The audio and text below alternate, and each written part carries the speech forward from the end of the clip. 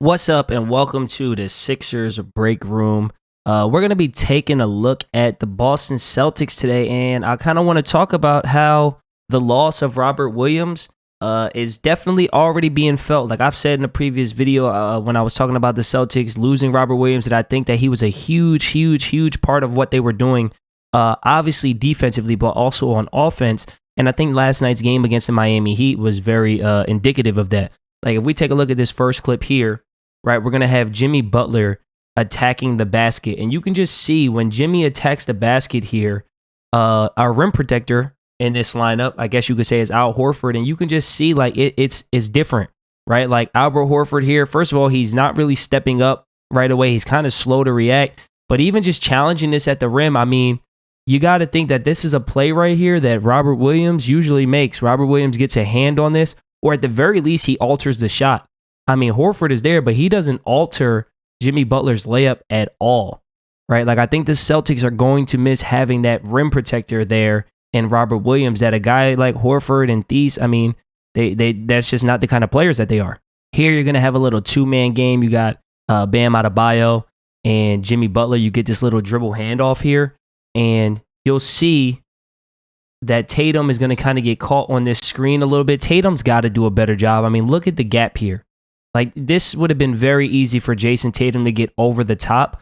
But for starters, Jimmy Butler isn't the greatest jump shooter, so he's probably not too concerned about going over the top. But you have to wonder if it's in his mind that if I go over the top and he drives, I don't have Robert Williams there to back me up. And that's like the impact that Robert Williams has. It's not just the impact he has on the other guys. It's the impact you have on your teammates. The Celtics perimeter defenders are used to having Robert Williams back there to protect the rim.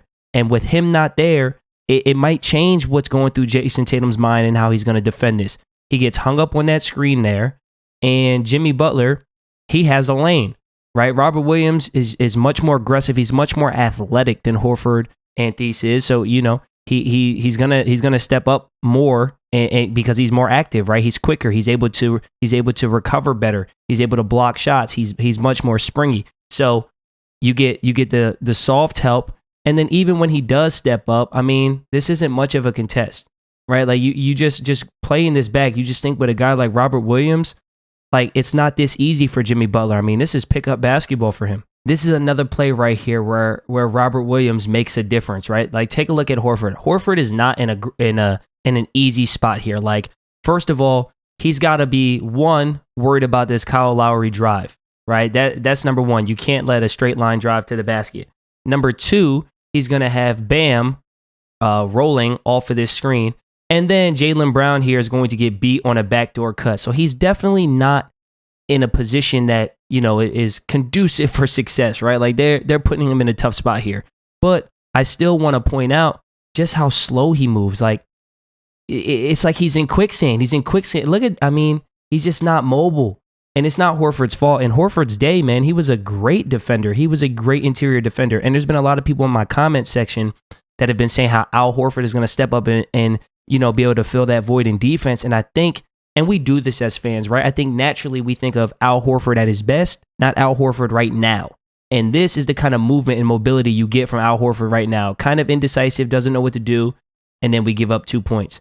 Again, I think with Robert Williams, he's more active. Maybe he would have been in that same tough spot, but maybe he's able to react a little bit differently. Maybe he's able to contest that layup and get a hand on the ball.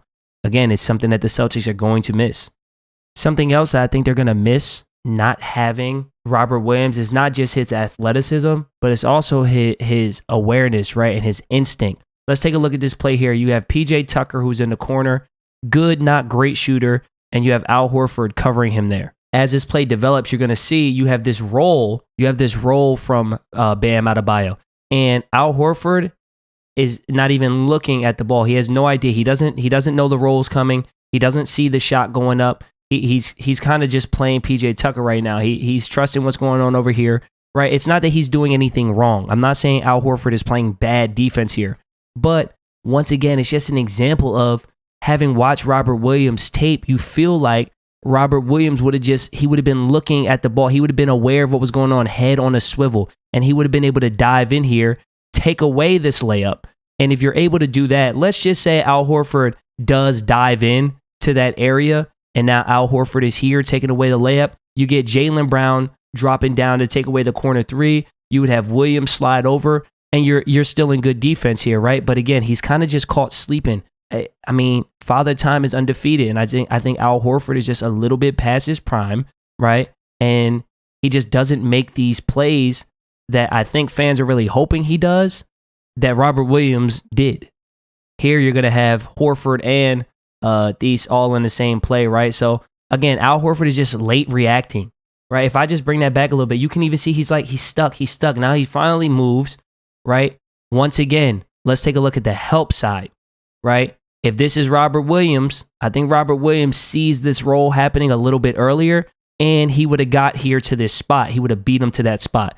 Instead, the help defense is late. And look, he's still late. He's just watching. He has no awareness that Bam is even coming down the lane. Because I think if he did, he would have slid over and got between Bam and the ball. But he doesn't. You get this lob over the top, and it's an easy 2 points. One more defensive clip here. Again, we get some one-on-one defense between Al Horford and Bam, and you'll just see he's just not active, right? He's lost a step. You can see it, man. Like, you can see it in his play. It's nothing he can do about it. It's just Father Time is undefeated. Doesn't really get a contest on the shot, and it's an easy 2 points for Bam. Like, the Boston Celtics, they're going to miss Robert Williams on defense. They had the league's best defense, and he was the anchor of that. He was the guy on the backside that was kind of seeing everything, protecting the rim, and losing a guy like that is a very big deal. Here's an offensive possession here, and this isn't so much a criticism of what happens, but it's just something to think about, right? Like, I don't want to say that, Robert Williams would have made this play and another guy didn't. But what we do know is Robert Williams is very active on the offensive glass, right? So you have these here cutting into the basket, right? He's cutting into this dead spot area. He's trying to get behind the defense. He's going to occupy that zone.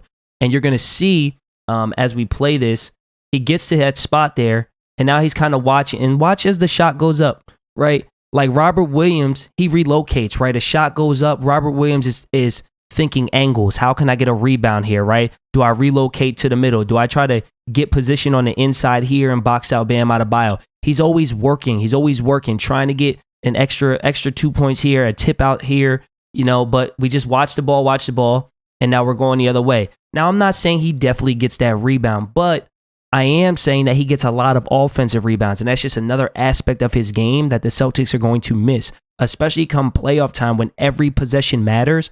Offensive rebounds become such a huge deal. Everybody talks about how the game slows down and there's less possessions.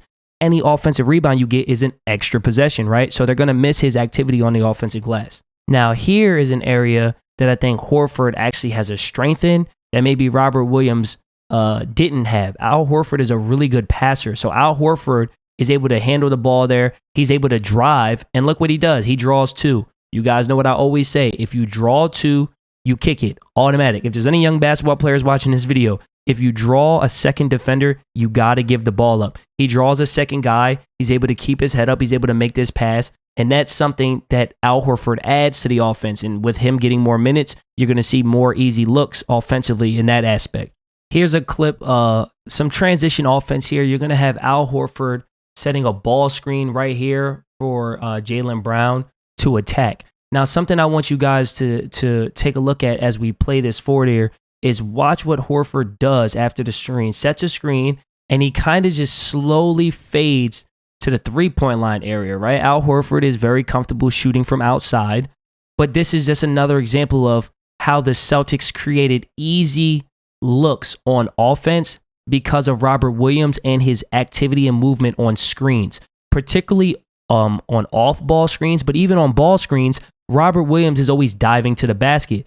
If this is Robert Williams, you get a roll here, right? On that roll, maybe Jaylen Brown finds it for a little dump off and 2 points. Also, on that roll, what would happen is you would have this defender here. Let me get a different color. You would have this defender here having to follow him to try to take away that easy two, and you would be able to have a kick out to Marcus Smart for a wide open three, right? That's what the roll does. The roll draws in the defense. It gives him an easy outlet to make a little bounce pass. It also draws in the defense for kickouts. But because he sits out there, as Jaylen Brown gets deeper in the lane, look, he has no options. He has no one to throw it to. Marcus Smart is trying to cut into this open area here, but this is a prime example of Robert Williams diving, finding this gap right here in the defense, and this is probably a little bounce pass for 2 points. We've seen it in the film that we've broke down. Robert Williams rolling to the basket, Tatum or Brown driving and then hitting him with a little dump off pass, but because we stay at the 3-point line, we don't get that opportunity at an easy 2 points. The last clip I want to show offensively, and this is definitely me speculating a little bit. This may or may not be fair, but let's take a look at this drive by Jaylen Brown. And Jaylen Brown draws the second defender. He draws the second defender, right? We got Dedmon stepping up, and Thies is wide open right here. He's wide. Oh, is it Thies? Tice? I feel like I've been saying his name wrong the whole time. Let me know in the comments if it's Thies or Tice. I feel like I always say his name wrong. I know who he is, guys. Daniel Tice or Thies. I know who he is. He's a good player. He's a good role guy. Anyways, he's wide open right here. And we've seen the Jays, Jaylen Brown, Jason Tatum. We've seen guys drive and throw a little bounce pass to Robert Williams. I almost wonder if they're not quite sure they trust him catching these little pocket passes, because there were a few times in the game, this is the one I'm stopping on, but there were a few times where he was kind of open underneath and they opted for a tough shot instead of giving it up. So that's another thing to just keep an eye on when you're watching them play without Robert Williams. That could have been an easy 2 points. Maybe he was reading Duncan Robinson, and maybe he knew Duncan Robinson would jump in and jump that pass. It's possible. And again, I'm not saying that they're not giving him the ball there. I'm just saying I want you guys to be thinking about that. And I think it's something to keep in mind as we watch this team moving forward. The last thing that I want to mention, and there's not really any tape I can show you, and that's exactly what I want to mention. I have gone through every single shot attempt, every single shot attempt from Jason Tatum and Jaylen Brown offensively this game, and there was not a single horn set where you had that off-ball screen that Robert Williams was setting, right? If you don't remember what I'm talking about, you know what? Let me find a clip. I'll find a clip for you guys right now. This is from the Boston Celtics versus the Utah Jazz game, and this is the horn set that I'm referring to. So you have Robert Williams on the elbow. You got the other big, in this case, it's not as big as Derek White at the elbow, and then you have the Jays in the corners. So on this set here, you're going to see as we play, you get a pass to Derek White, and you're going to have this pin down screen. You're going to have this pin down screen from Robert Williams, right? Getting Jaylen Brown to come off this for a potential shot or curl. And what Robert Williams has done a really great job of is Robert Williams will read the defender here. He's reading this defender on this screen.